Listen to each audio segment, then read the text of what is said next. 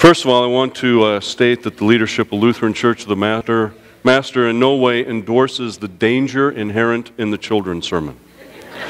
Just to any attorneys out there, I want that, noted there. In our Old Testament lesson, you hear this very peculiar story of the Tower of Babel. And the reason that I selected that and stuck it in on Pentecost is I think what happened at the Tower of Babel is the exact antithesis of what later happens that we hear about in Acts 2. There at the Tower of Babel, people are gathering together, they're building this huge city, and they're building a tower that is reaching up to the heavens. And what does God do? He comes down and suddenly they start talking in languages that they didn't understand. And God did this because man was beginning to believe that it was all about him. Man was beginning to believe that everything could be accomplished by themselves. And God knew that there is an inherent danger in that.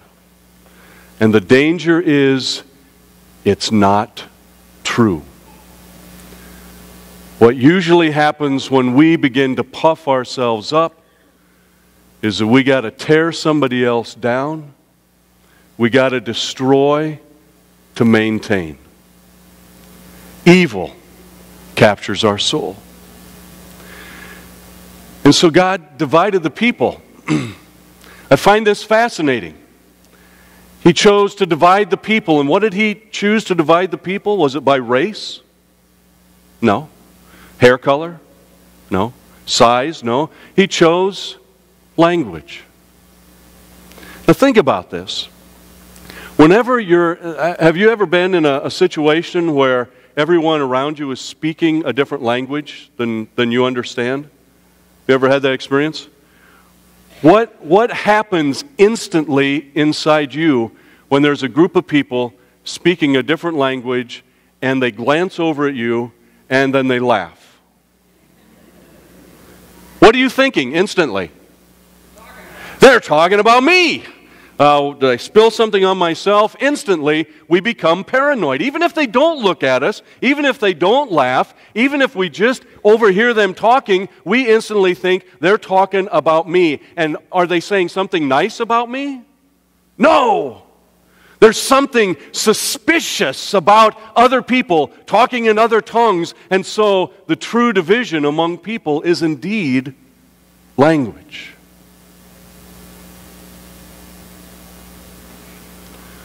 So people remain divided. People remain suspicious. And the reason language became so effective is because sin is inherent in us. So that brings us to Pentecost.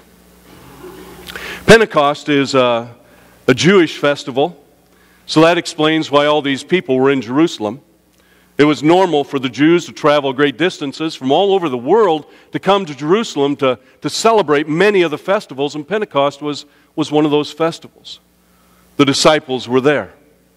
This is several months after Jesus had been crucified, after he rose from the dead. And you have the disciples gathered together in that upper room, and they're doing what Jesus told them to do. They're waiting. They're waiting. They're sitting there and they're waiting. They're waiting for the Holy Spirit. Well, my wife mentioned that today is oftentimes cited as the birthday of the church, the birth of the church.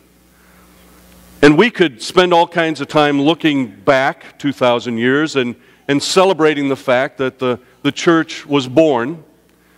But I would like us to consider something else today. Something a little more pragmatic, something a little more for the present. And that is, I believe today we need a rebirth of the church like we have never seen before. And I'm not just talking about, a whole bunch of moral people rising up and doing what's right in the world. I'm talking about the church reclaiming the bedrock truths of what made us the church. And I believe right here in the 2nd chapter of Acts, we discover some fundamental truths about what it means to be the church and to be reborn as the church. The first is this. These disciples were waiting. They were in an upper room. They were gathered together. And they were waiting for the Spirit. Now consider this. This is the same disciples that when Jesus was arrested up in the Garden of Gethsemane, what did they do? They're out of there, right? They offered up a little fight. Peter grabbed a sword, put up a little battle. Jesus said, put it down, and they were gone.